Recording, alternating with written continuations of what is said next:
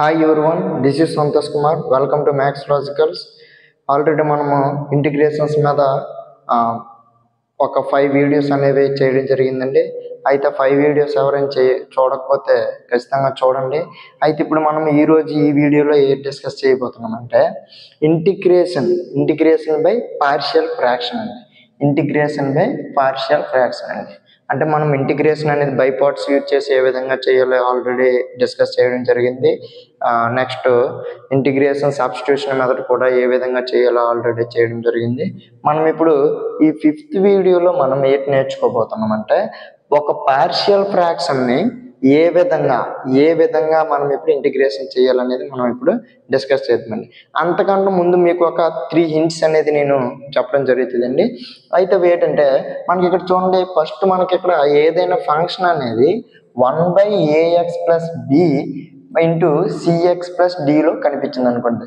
1/ax + b plus into cx + dలో కనిపించింది అనుకోండి. దాన్ని మనము పార్షియల్ ఫ్రాక్షన్లో ఏ విధంగా డివైడ్ చేస్తామంటే చూడండి, capital A/ax + b plus b/cx + d అంటే క్యాపిటల్ బి. ఇక్కడ మనం క్యాపిటల్ వాల్యూస్ అనేవి క్యాపిటల్ ఏ క్యాపిటల్ బి అనేవి ఎందుకంటే బి వరకే రాసామంటే చూడండి, మనం క్లియర్గా అబ్జర్వ్ చేస్తే ఇక్కడ ఎక్స్ వాల్యూస్ ఎన్ని వాల్యూస్ వస్తాయండి, x² అంటే 2 వాల్యూస్ మాత్రమే వస్తాయి. అందుకే ఇక్కడ మనం క్యాపిటల్ ఏ క్యాపిటల్ బి వరకు రాసామండి. అదండి. అట్లా తర్వాత చూడండి 1/ax + b whole square into cx + d అండి. cx + d దీన్ని మనం ఇక్కడ చూడండి capital A/ax + b plus capital B/ax + b plus capital C/cx + d అండి. ఇక్కడ మనకి ఎక్స్ వాల్యూస్ అనేవి వచ్చే పాసిబిలిటీస్ ఎన్ని ఉన్నాయంటే 3 పాసిబిలిటీస్ అండి. ఎందుకంటే ఎక్స్ యొక్క పవర్ ఇక్కడ 3 అవుతుందండి. ఎందుకంటే ఇక్కడ a² ఇంటూ మళ్ళీ cx మనం మల్టిపుల్ చేసేసరికి a²x³ c అవుతుందండి.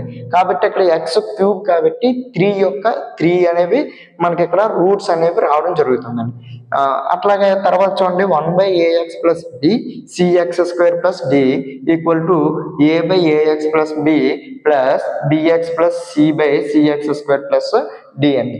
చూడండి ఇక్కడ మనకి cx² ఇక్కడ చూడండి మొత్తం హోల్ స్క్వేర్ ఉంది కాబట్టి దీన్ని 2 టైమ్స్ రాయడం జరిగింది.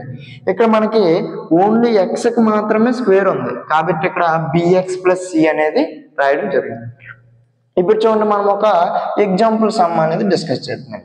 ఇప్పుడు చూడండి ఫస్ట్ మనకి ఈ విధంగా కదండి కనిపిస్తుంది కాబట్టి దాన్ని మీరు ఏ విధంగా డివైడ్ చేస్తారంటే first 1/x + 1 into x + 2 equal to a/x + 1 plus b/x + 2. ఇప్పుడు మీరు ఎల్సిఎం తీయండి. ఎల్సిఎం తీసినట్లయితే 1/x + 1 ఇంటూ x + 2 ఇక్కడ ఎల్సిఎం అంటే a into x + 2 plus b into x + 1 by x + 1 into x + 2. ఇక్కడ చూడండి మనం ఎల్సిఎం మాత్రమే తీసామండి. ఇక్కడ చూడండి బోత్ సైడ్స్ డినామినేటర్లో ఉన్న వాల్యూ అనేది క్యాన్సిల్ అయిపోతుంది. ఇప్పుడు 1 = a into x + 2 plus b into x + 1 అండి. ఇప్పుడు మనము A value B value find out చేయాలి. A value B value find out చేయాలంటే పుట్ x = -2 పెట్టండి. -2 పెట్టినట్లయితే a into -2 + 2 plus b into -2 + 1 -2 + 2 అంటే 0 ఇంటూ a అంటే 0. అప్పుడు b వాల్యూ ఎంత అవుతుందండి, -b = 1 అంటే b వాల్యూ ఎంత అవుతుందంటే -1 అవుతుంది. b వాల్యూ ఎంత అండి -1. నెక్స్ట్ వాల్యూ చూడండి. నెక్స్ట్ వాల్యూ ఏంటండి, ఇప్పుడు నెక్స్ట్ 1 పుట్ x -1 పెడితే ఇక్కడ b వాల్యూ అనేది 0 అయిపోయింది. అప్పుడు a into -1 + 2 that equal to a = 1 అండి. ఏ వాల్యూ ఎంత వచ్చిందండి, 1 వచ్చింది. అయితే ఇప్పుడు చూడండి integration integral dx dx by x plus 1 into x plus 2.